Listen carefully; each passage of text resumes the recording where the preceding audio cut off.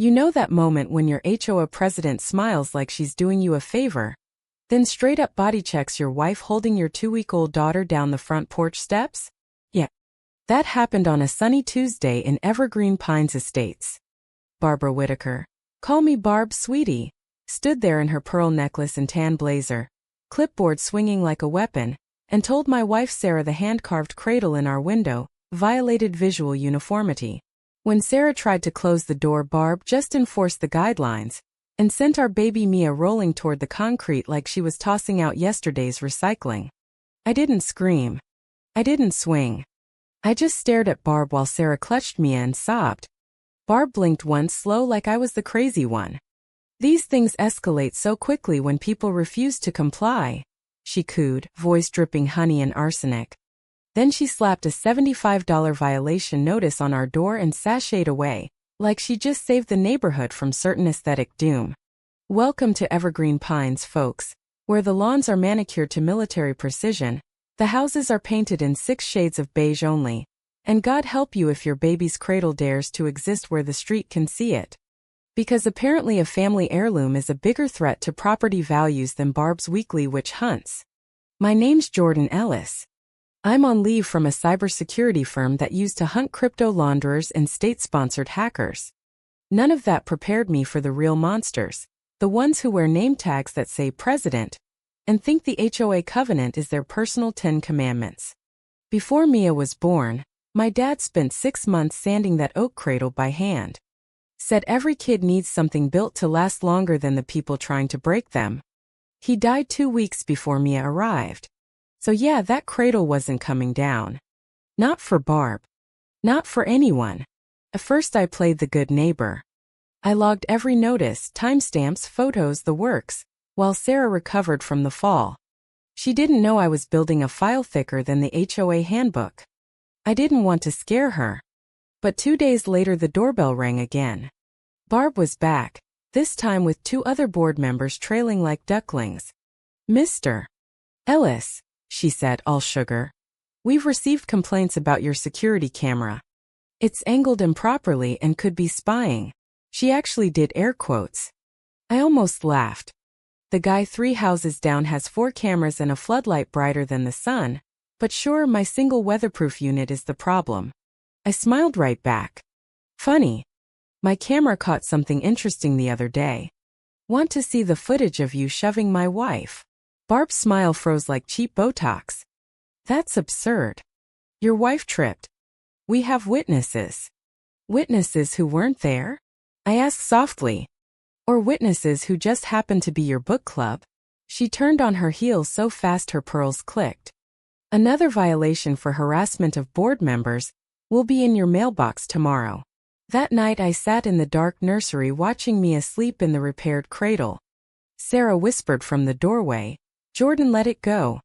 It's just money. But I couldn't. Because this wasn't about money. This was about control. Barb had turned a neighborhood into her own little fiefdom, and anyone who dared show a shred of personality got fined into submission. I started walking the block at dusk. No headphones, just eyes open. 78 homes. 12 repeat targets. Every single one had something that screamed, I live here. Wind chimes, a flag. A bench that wasn't HOA-approved beige. The rest? Sterile perfection. Like Barb had photoshopped the whole street. And the meeting schedule? Pure comedy.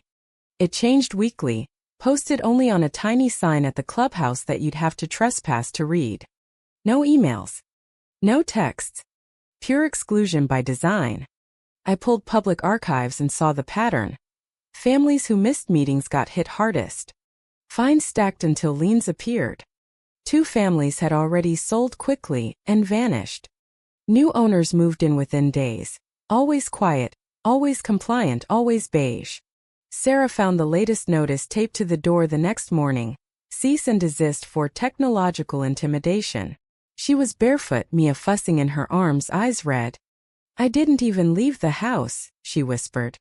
I took the paper, folded it once, and added it to the folder. 13 documents now. Originals only. Chain of custody mattered. That evening I walked again. An older woman in garden gloves watched me from across the street. I nodded politely. Did they make you change your mailbox too? She blinked, then gave the tiniest nod. 3 times. Third one had to be from their list. $68 plus install. Her voice dropped. Didn't want to get on her list. Barb's list. I smiled the way you smile when you already know how the story ends. Her list is about to get a lot shorter.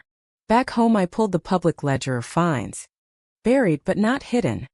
Cross-referenced with property turnover and the rhythm became obvious. Warning, violation, late fee, lien threat. Efficient. Quiet. On paper legal. In practice, targeted extortion dressed up as community standards. Sarah found me at the kitchen table surrounded by papers. You're not letting this go, are you? I looked at Mia asleep in the cradle by the window, exactly where Barb hated it. No, I said. I'm not. She touched my shoulder. Just don't make it worse.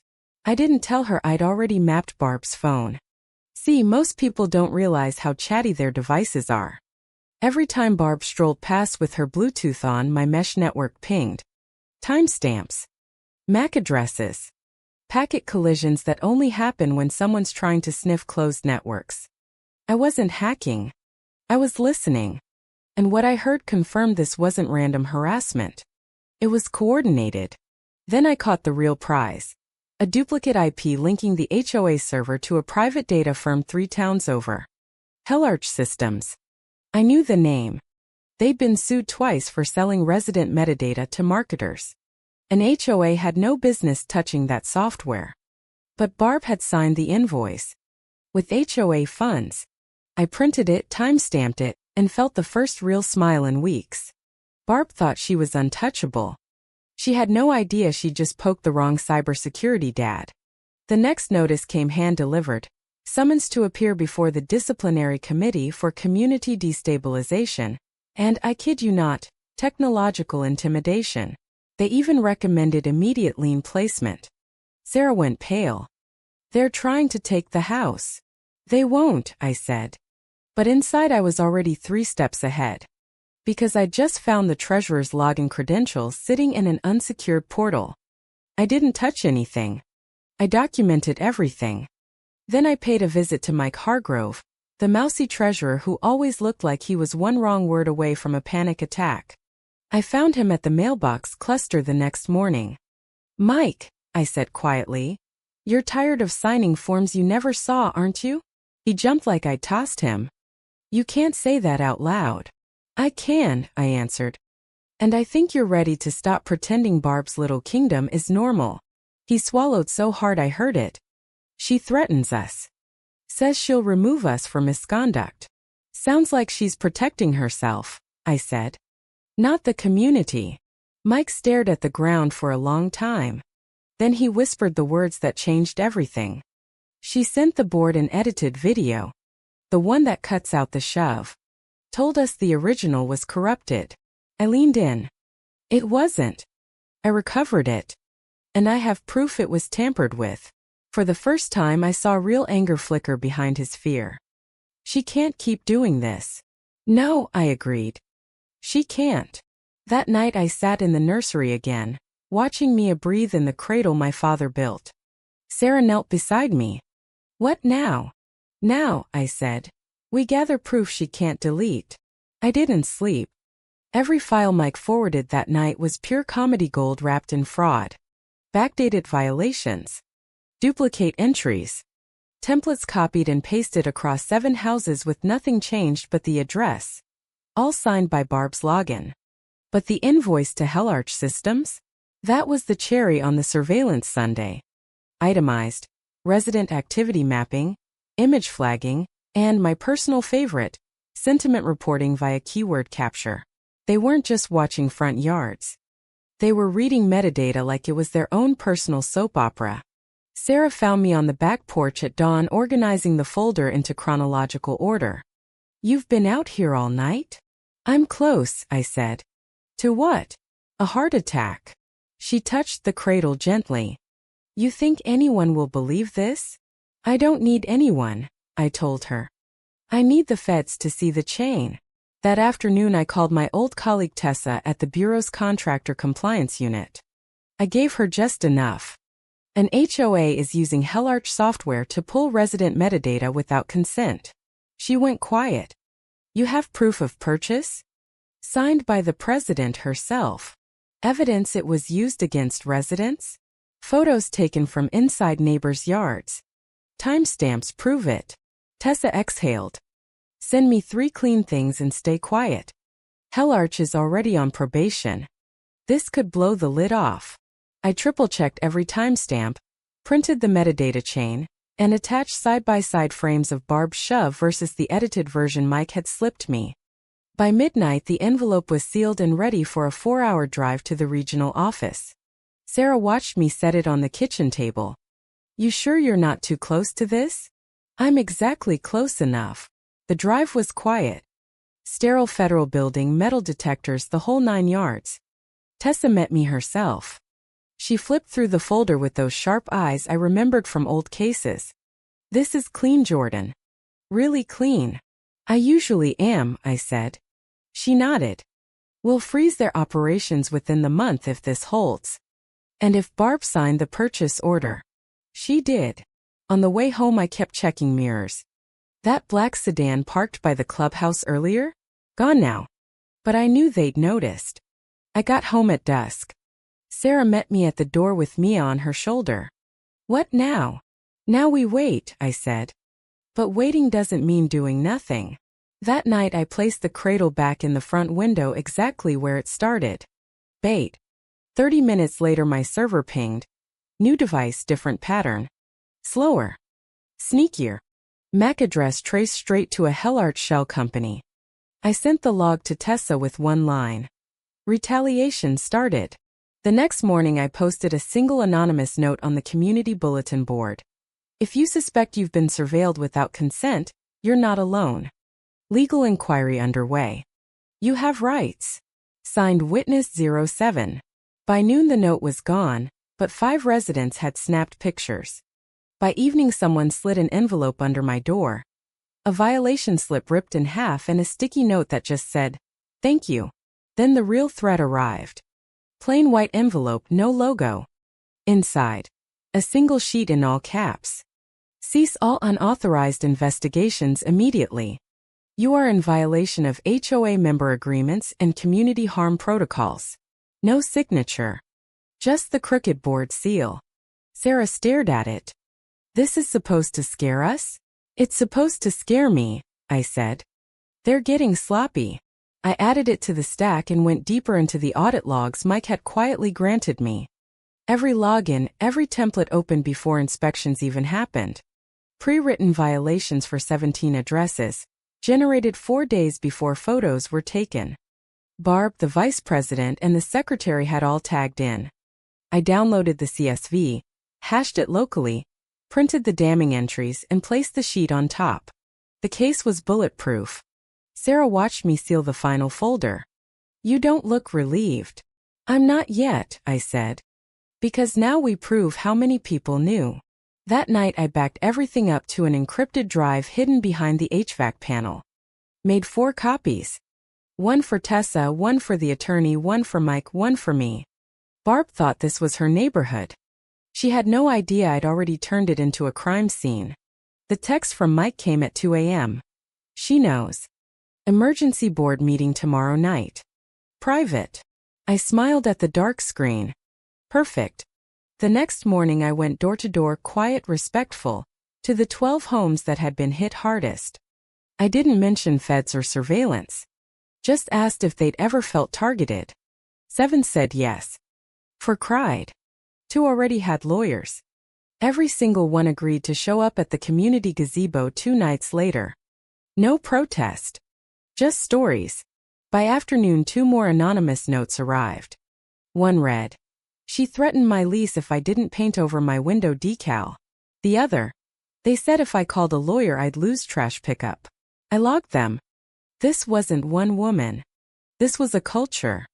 That night I tucked me into the cradle and sat beside it while Sarah read her a story. I didn't hear the words. I just watched my father's handiwork and remembered the night Barb's voice rose and my daughter nearly hit concrete. Tomorrow I would lay the final trap. And I wouldn't even have to raise my voice. Rain slicked the brick path the night of the gazebo meeting. I arrived early with my chair and the sealed folder. Sarah kissed my shoulder before I left. Come back done. 15 neighbors showed up, hesitant, soaked, but there. Mike stood at the edge looking like he might throw up. I stood. I'm not a lawyer. I'm not an agent tonight. I'm just a homeowner like you. And I want to tell you a story. I laid it out, the notices, the edited video, the Hellarch invoice, the pre-written violations, the metadata photos taken from inside yards. No jargon. Just the pattern. How it wasn't about fines. It was about control. Felicia Park, whose patio screen had earned her a violation from a neighbor's yard, clenched her fists. They used our money to spy on us? Mike stepped forward. Federal authorities have been notified. Evidence is already submitted. We expect intervention soon. But we need you ready to speak. The group didn't cheer. They just nodded, the kind of nod that says enough is enough. When the meeting broke, I walked home through the rain. Sarah waited on the porch with Mia asleep against her chest. How many came? 15, I said. She smiled. That's enough. Inside I set the folder on the coffee table. Tomorrow was the emergency board meeting. Barb would walk in thinking she still owned the room. She'd walk out realizing the cradle she tried to destroy was stronger than every lie she'd built. The clubhouse parking lot was already half full by the time I arrived. First time in weeks I'd seen that many neighbors in one place without tension thick enough to chew. People stood in quiet clusters, glancing at the double doors like they weren't sure they were allowed inside anymore. Inside, Barb had already taken her throne at the front table, clipboard gleaming, flanked by Dale and Lori who looked like they'd swallowed lemons. She wore her trademark tan blazer, and that smug little smile that said the room still belonged to her. But tonight? Tonight the room had other plans. Mike stood at the door holding a printed copy of the bylaws. He nodded once as I passed. More residents filed in, Felicia, the Thompsons, Layla, even old Mr. Carnes who never spoke to anyone. Seats filled row by row until the place was packed. Barb tapped the mic. We'll begin shortly. If you are not a board member or a resident in good standing, we will ask you to exit once business commences. No one moved. Barb cleared her throat, smile tightening. This emergency meeting has been called to address recent concerns of misconduct and miscommunication within the association. There have been rumors of surveillance, accusations of misuse of funds. She paused, eyes darting. These rumors are damaging and unfounded. We have always operated under the guiding principle of community harmony. Felicia stood first. When were we told this meeting was happening? Barb's jaw flexed. This meeting was scheduled per emergency board protocol. Then why were the residents never notified? Layla asked from the other side. Board meetings do not require public notice when conducted for internal review, Barb snapped. I stepped forward, folder in hand. Then why are we here? She flinched, just a fraction, but recovered fast. Because certain individuals have insisted on disrupting HOA operations with baseless claims. Mike moved beside me. Those individuals include the treasurer of this board. A murmur rolled through the crowd. Barb's voice cracked. Mr. Hargrove, you were not given permission to speak tonight. I don't need it, Mike said calmly. He raised the printed email. This is an email from Barbara Whitaker dated May 12 instructing board members never to refer to surveillance data directly, only to cite community complaints. This email was never logged in official records. Someone gasped. Another stood. Then another. I held up the folder. I submitted evidence of digital fraud, vendor misuse, and unauthorized surveillance to a federal compliance office 2 days ago. This is not a debate. This is a notification. Barb froze, face caught between fury and fear. We will be filing a motion to delay all proceedings until legal counsel is. She never finished. The doors opened again and 2 agents in navy windbreakers stepped inside, badges out. No raised voices. No handcuffs. Just a quiet sentence that hit harder than any scream. Barbara Whitaker, Dale Barnes, Lori Blanche, please come with us. Barb's lips parted like she wanted to protest, but the words died. Dale stared at the floor. Lori clutched her purse like it could save her. They walked out in silence, the weight of every fine, every lie, every hidden camera finally dragging them away. The room stayed frozen for several long seconds until Mr.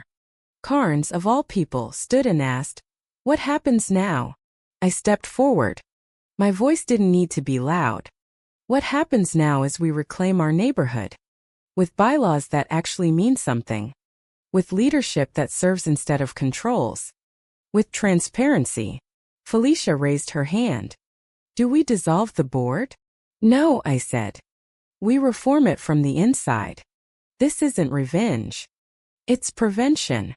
Mike took the microphone. As acting treasurer and the longest-standing board member remaining, I propose an emergency suspension of board operations for 7 days while a temporary resident committee is formed to hold nominations and vote for interim leadership. Hands shot up. Unanimous. No delays. No resistance. That night I walked home under a sky that had finally cleared. Sarah met me on the porch with Mia asleep against her chest. She's been calm all night, she said. It's like she knew. I glanced at the window. The cradle was still there, glowing softly under the porch light. I think we all did. Inside I placed the folder, now filled with evidence, closure, and signatures of change, on the mantel. Visible. A reminder of what happens when silence breaks. Mike came by the next day with a small box he'd found in the old storage shed. Inside was a carved wooden plaque. Evergreen Pines Estates, founded in trust, 1994. We both laughed. Time for a new motto, he said. I nodded. How about never again? 3 days later the temporary committee met in the open-air community park. No locked doors, no secrets. I didn't run for anything. But when they asked if I'd help rewrite the bylaws with a digital privacy clause, I said yes. Because if this place was going to stay safe, it had to start where it broke, with unchecked power and nobody watching. Now every new violation requires 2 witnesses. Every board meeting is streamed and archived. Surveillance tools are banned permanently.